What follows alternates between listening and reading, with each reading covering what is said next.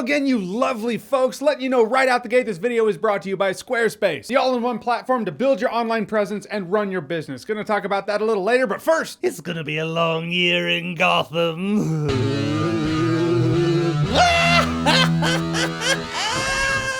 Batman: The Long Halloween.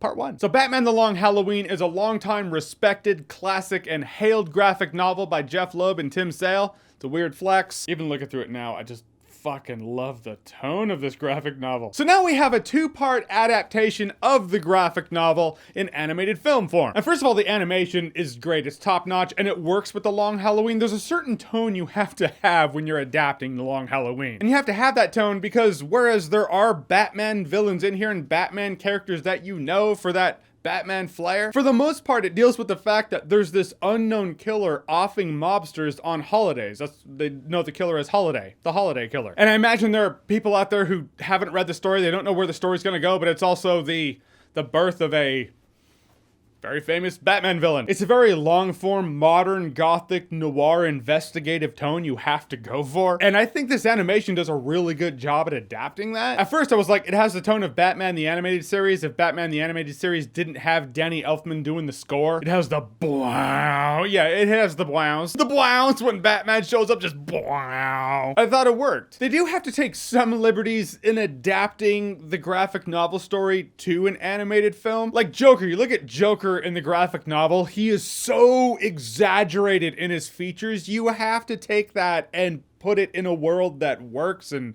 looks more human. I thought they did a really good job at taking that stylistic Joker form from the graphic novel and turning him into a human that still looks like that and pays respect to that, but also works in here. Also, Catwoman's costume is the more simplified, sleek black version of Catwoman's costume. Not the purple suit with the big ears and the tail. I guess tails don't really work when you're a cat burglar. I thought the voice acting was great in Long Halloween too, because the voice acting is well cast for what the characters have to be. Jensen Ackles plays Bruce Wayne in Batman, which is funny. He plays Red Hood in the Red Hood animation too, which kind of shows the fact that they're like, hey, we want a younger sounding Bruce Wayne, which, I mean, he was Red Hood 10 years ago. But still, younger sounding Bruce Wayne than Kevin Conroy, because at first I was like, oh, I miss Conroy. Because I'm always gonna miss Conroy when Kevin Conroy is not the voice of Batman. That's just how it's gonna be forever for me. 101 on my deathbed, I'm gonna be like, I really miss Conroy. This is how it's gonna go down. That said, once I got past that, Jensen Ackles really worked for the younger Batman they're clearly going for in here. Like, if they didn't establish this is supposed to be a younger Batman, well, the fact that Harvey Dent is Harvey Dent, not Harvey Two-Face, it's you know, it's clearly younger Batman, but they go through steps in here to establish, no, this is younger Batman. Like, the Batmobile doesn't have bulletproof windshields yet. A huge arc in here is the fact that, I mean, Batman has to be a detective to figure out what's going on and who this killer is. But there's this dialogue he has with Alfred where he's like, dude, I just thought being Batman, I was gonna scare some people. I didn't know I was gonna have to be a detective. You think any villains named Ra's al Ghul are ever gonna know me as that name? Maybe now, which is funny because I'm pretty sure the Batman in Long Halloween has been Batman for longer than Batman in The Dark Knight, like the movie, but still in Dark Knight, he's all like, fingerprints. And he's still doing his detective work. Here, this is where he figures out, oh, I gotta do that. I gotta be that good at that job. I didn't know. This was supposed to be a hobby. So I appreciate those steps. And there are moments in here that I liked in the graphic novel that are present in here. I mean, there are some moments that aren't. They take some liberties. Like, there's one scene where the house explodes and they do a thing in here that's supposed to be one of those, oh, are they going that direction in here? They're kind of condensing the, oh, fooled you. And that's why it exists that way, where in the graphic novel it went down a little differently. And for a fooled you moment, it works. But I think for the long game, when part 2 comes out and you have the whole story, I think looking back, it would have been better to go the graphic novel route.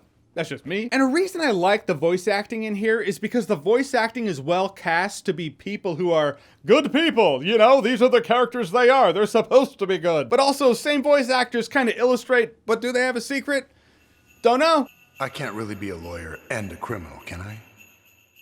I want to win. Because as Jamie Kennedy said about The Long Halloween, Everybody's a suspect! and the story keeps you on your toes. It keeps you guessing. You're like, all right, I have suspects and there are multiple suspects I have right now. You're looking at everybody. You're like, all right, where were you last night, Alfred? You got secrets? And you need voice actors that illustrate that. And I thought the voice acting was really well cast. Troy Baker plays Joker in here, which Troy Baker is the Joker you get when you can't get Mark Hamill to be the Joker. Because there are other voice actors that do Joker and they kind of make it their own. Troy Baker's Joker is specifically the Mark Hamill Joker. There's only room for one homicidal maniac in this town. But I thought he was great in Arkham Origins as that Joker, and I thought he was great in The Long Halloween as that Joker. In a world where we can't have Kevin Conroy as the younger Batman, I'm glad we still have the familiarity of a Joker that is very much like Mark Hamill's Joker. I will say the passage of time feels a little off, and that's where graphic novels have it above any adaptation that can ever happen. When you reach the end of a chapter or an issue that made up the graphic novel, you can have this splice in time and it feels natural. You're like, all right, it's been months. That's fine because there's that break in the chapters, or I finished an issue and now I'm on to the next issue. When it's a film adaptation or animated adaptation, you don't have that, so you just kind of, you're like, oh, okay, so they just said it was Thanksgiving and now I know that it's been about a month. Didn't feel like a month, but now I know. But that's a minor gripe. All in all, The Long Halloween Part 1, I was thoroughly entertained. I was thoroughly locked in. My biggest gripe is the fact that when it ends, you're like, yep, it ended. And it kind of just, I gotta wait for part 2 now. It's done, it's over, and why? Well, why is it broken up into 2 parts? I mean, I know why. And it's not because time. No, I don't want to sit through a 3-hour epic gothic investigative Batman mystery, said no one ever. They'd do it, we would all do it. No, the reason is because instead of selling you one 3-hour Batman story that they'll charge $25 for, they'll sell you part 1 and part 2 at $20 each, $40 in all. They're making a bit more money on it. So, I mean, logistically, I get it, but from where I sit, it's kind of annoying that I have to wait. I guess I have the graphic novel. I can just read it, then that'd be that.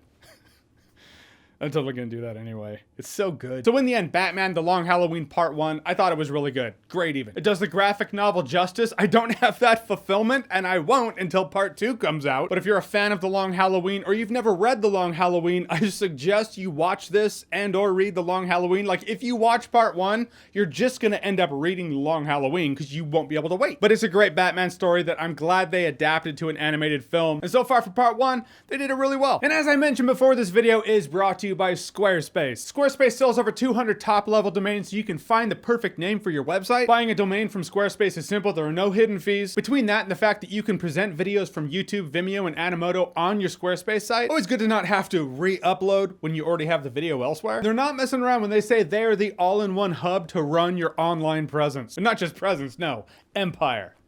I like that. So click the link below to go to squarespace.com/JeremyJohns to save 10% off of your purchase of a website or a domain using promo code JOHNS. And thank you once again to Squarespace for sponsoring this video.